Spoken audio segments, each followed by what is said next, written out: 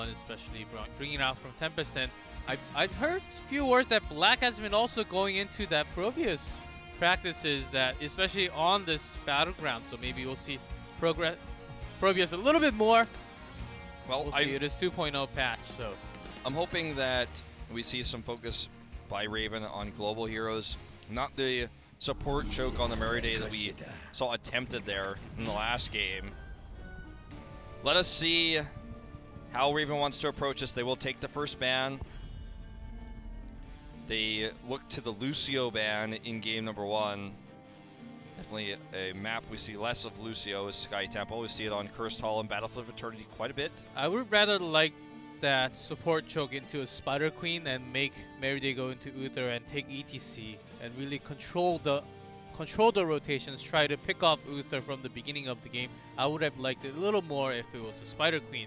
But on BOE, a little bit questionable choice of drafting from Raven's side. Now they're going global. They know what to ban here. Falstad seems to be the right choice, or even Zeratul. Kyoto Zeratul is always so much harass on the back line.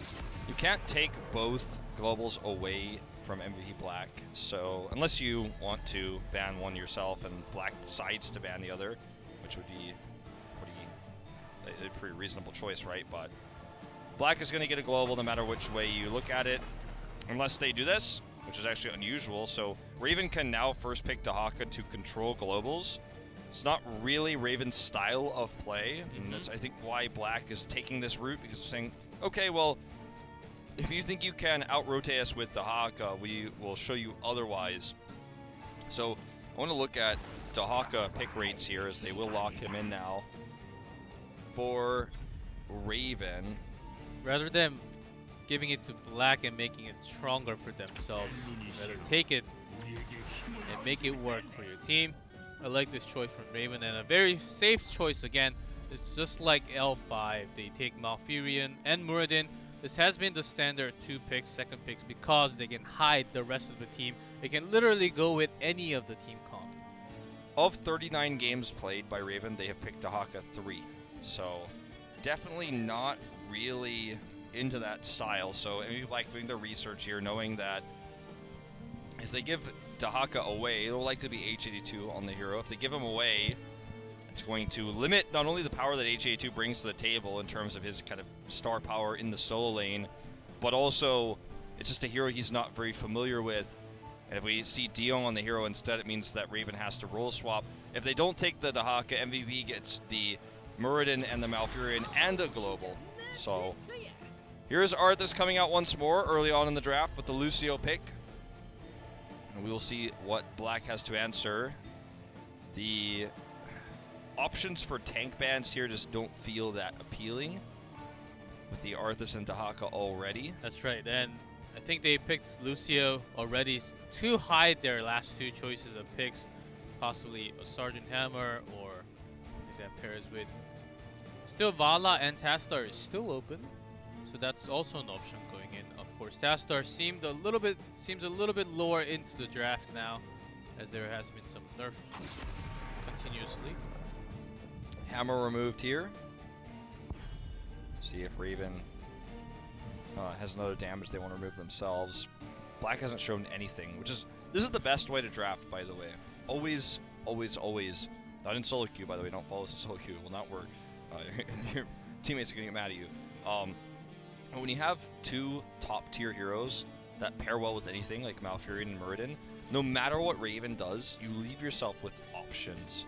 And so right now, when you look at the Tychus ban, it's like, oh, well, I don't know if I want to do that, because then if they just pick up double damage here, then what damage are we going to have left? Because we've gone into all the way down into the global and went into the Arthas, but we didn't even know what they had yet, but we picked Arthas anyways. With the Tychus ban now, Black can pick the Nazebo if they want to. Li Ming is going to be obviously the big opportunity here. It's going to be for Reset, who's been killing it. Zaki can play Nazebo if need be. It leaves Raven with very few options in terms of range damage if they go down that path. It's not the game that Black wanted to play. The quick game, the slow build-up of Nazebo is the opposite of what they wanted. But it's going to be Probius Here we instead. go! As I've been hearing words that Black has been practicing on Probius. They don't want the global. They want Probius to have the massive effect and super fast wave clear to actually have the lane pressure and kind of deal with the global from the other side. Let's see how rotation works with Probius. Maybe Probius solo lane on top, or even bottom lane to actually, if they actually want to swap lanes this time. 2-1 in HGC Korea. 2 wins by Duck Duck. Tyrael comes in. And what's going to be the solo range damage to Raven? Wow. Is it going to just be the Nazebo? No, it's Lunara once again. Lunara can kill a Probius very quickly because of his low health pool. Here's the Alarak. This draft is crazy. So, there's very little protection for Lunara. And by that I mean Lucio's insanely slow heals and Tyrael's shields and potentially a sanctification. And that is it. Against Li Ming, it's very likely to be the reset Li Ming that we've come to love this entire tournament long. And even Probius burst damage can be terrifying for our Dryad Lunara when she tries to come in there and do that damage without range. It's going to be very difficult. Black doesn't seem too happy with the way the draft went, but we're going to go into game number 2 now on Sky Temple to see if they can bring themselves into match point.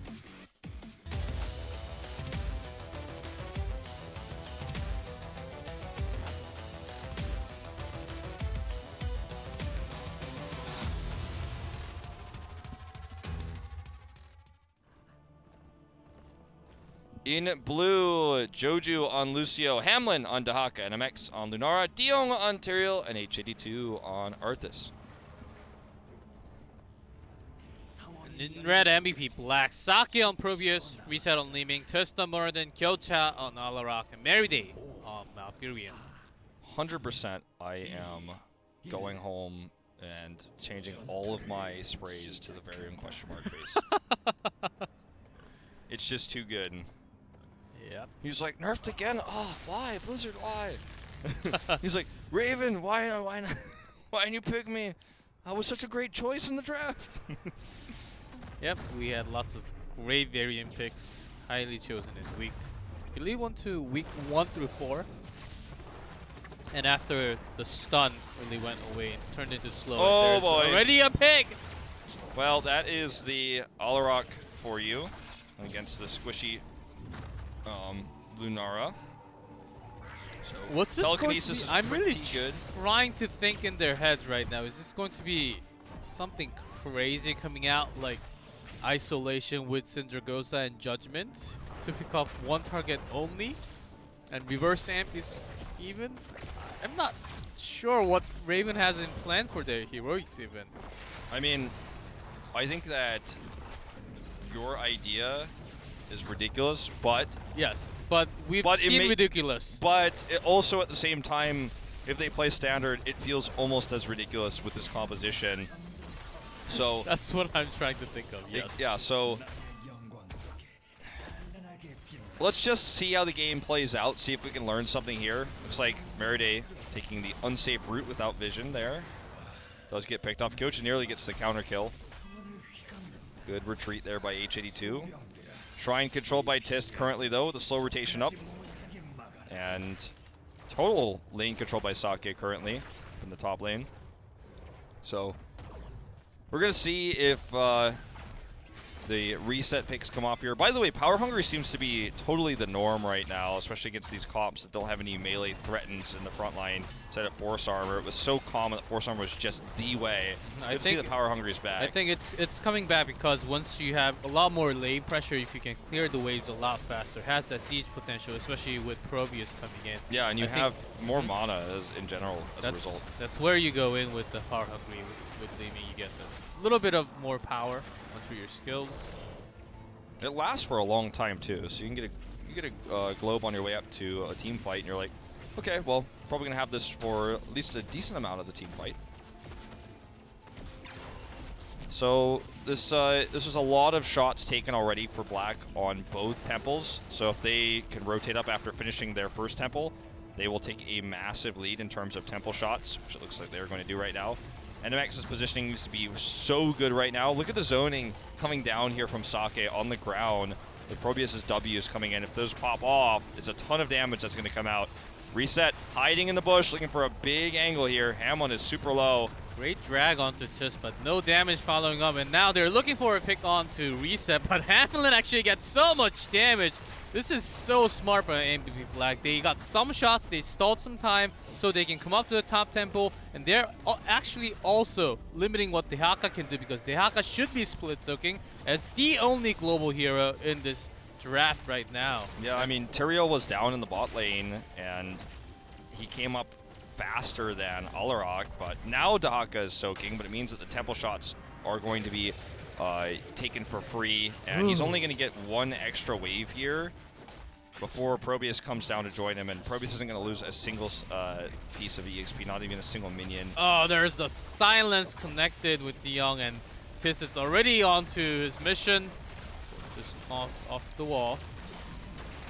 Did actually get passive movement speed at level 1, Joju did. So a little bit unusual, coming into favor recently. Oh, look at that burst though. With Calamity now. To get the kill there. Yeah, with Calamity now, it gets a lot easier to get these picks. It's a huge power spike right now. And they're just going to push this down. Probius is actually soaking both lanes. Kind of Zul-esque. We were seeing Probius kind of rotate between the two, setting up pylons for vision actually.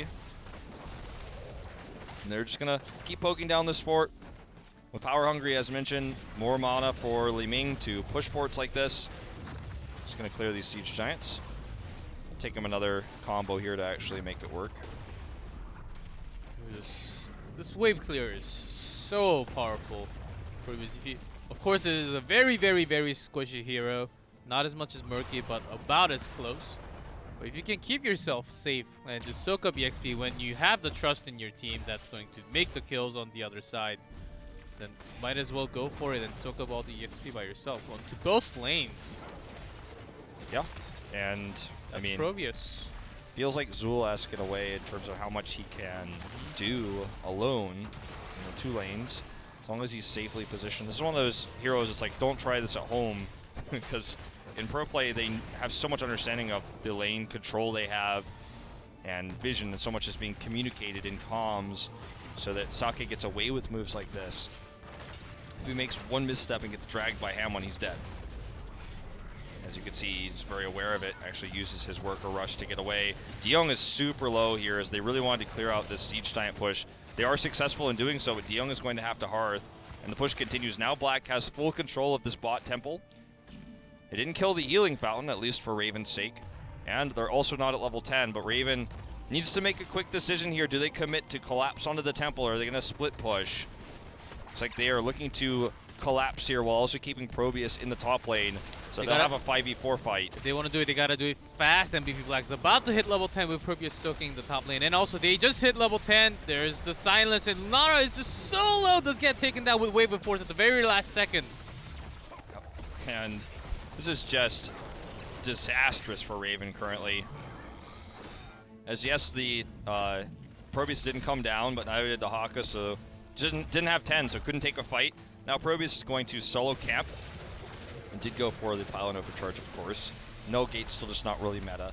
And now he's going to have that counter pressure in the top lane, while the remainder of the members of Raven are down here. They do have 10. It's going to actually be Thornwood Vine instead of Leap coming out for Lunara for just more consistent damage. There's a Syndragosa and Sanctification to actually pick off Li Ming. There's a counter attack coming out, and Twilight Dream. Good Twilight Dream there. Sound Barrier was nice as well. Gocha needs to back off. Everyone is super low for Raven. But during all of this, Probius is split soaking with that camp I was talking about. Raven is all down at the bot, so just getting a lot of pressure done. This one is, of course, a very big problem. Tyrael even stalling so much time, deciding which lane to actually go. Do I join the team fight or come up to the top? Is Dehaka going to come up to the top? It feels like their communication is really falling off right now. That was really well done. They definitely had the shock factor of the Syndragosa. Black actually handled it really well, but still they couldn't actually retreat. They didn't get caught by the Syndragosa, but it was positioned in such a way that they couldn't really take the fastest path home there. So good move there, but now that that shock factor is over for Syndragosa, is this really going to be worth it? It's going to be a high cost. They don't have the self-sustain and healing for HA2 in team fights. Pylon Overcharge available here for this zoning. I don't think Raven do well to continue to engage and push in just to stop this siege camp. Black is looking for 13, and we may even see a boss window after this next temple phase, because they're just controlling these lanes so well. It's tough for Raven to actually contest while dealing with all this pressure at the same time. They finally do have Dahaka to be able to get that free split soak in the top lane. Finally, it feels like all game long they've been looking for that window, but they're still going to lose a fort meanwhile. There's a counter strike, does not connect onto any target. Twilight Dream actually going to finish off Arthas at the very end. Stopping the Sanctification from letting him get out. Hamlin comes in, but he is going to get blown up as well. It's more and more resets here for Reset for this critical mass. And that's exactly when the later temple phase will spawn. And good news for Black, of course. Bad news for Raven, that they're going to lose both at the same time. Yeah, at least for the beginning part of this, you would have to imagine. Because all the camp is taken, that's basically the only way they can. Well, I mean, looks like what Black wants to do is take one while pushing the bot lane. The bot lane pressure is going to force Raven to respond there. And then during that time, Black will either just take the second temple or boss. They could have tried to boss before the temple phase, but it feels like this is the safer choice. Probius is actually going to start controlling the second one down there alone with the siege giant pressure. Like I was talking about, Raven is not going down there. They're going to invade. I think this choice is actually the wrong one for Raven. Syndra goes to angle here. Once again, very good, but well done here by Kyocha. Telekinesis himself out of there. Counter-strike is ignored for the time being, and Tist is 1v4ing on top. Hamlin is already low, getting lower, getting hit by an orb reset, and Probius is still alone at the bottom lane. It is actually a 4v5 fight here. They just have 3 levels of scaling and the talent advantage. Sound barrier going to come up here. Big silence on the DeYoung. Has Sanctification available, but nothing to pair it with, and they just need to back off. And it turns out, G-Clef, this Lunara pick is just not enough damage. And it's not safe to have her in the front lines to actually do anything. She didn't go for leap, so she can't actually escape or hard engage. So she's kind of always just at the back, doing very little. This is the power of Probius coming in. When you fight for the objective, oh, that was just unfortunate boss hitting on that pylon. But when you have all those pylons and those photo cannons placed from your side, it's very hard for the enemy to come in. They actually going to come in all the way. There's a Twilight Dream first kill already. Second resets on fire. No Sanctification here whatsoever. Interrupted there, and now this is going to be a triple, quadruple boss here for Black. Whiterun Raven nearly catches up down to such an angry Probius. It's like, get back here, Lucio. He's like StarCraft greater than Overwatch. But it's at the end of the day, this draft for Raven was almost, it feels like, destined to fail. And Probius was used correctly here by Black. This is the kind of experimentation I was talking about for Black going to this best of 5. We thought we'd see them try something unusual. They'd played Uther with the support choke. Now they've drawn out the Probius. Big Center goes to here as the last ditch attempt for Raven. They have a good sound barrier. Reset gets low, backs off. So they the just last have fight to of the stall game. time. Doesn't even matter. The boss is on the core, and it is going to be GG. 2-0 MVP Black leading the series. GG indeed. Not sure if a Raven fan would call it that, but it was a 2-0 lead now for MVP Black with that pretty dominant performance on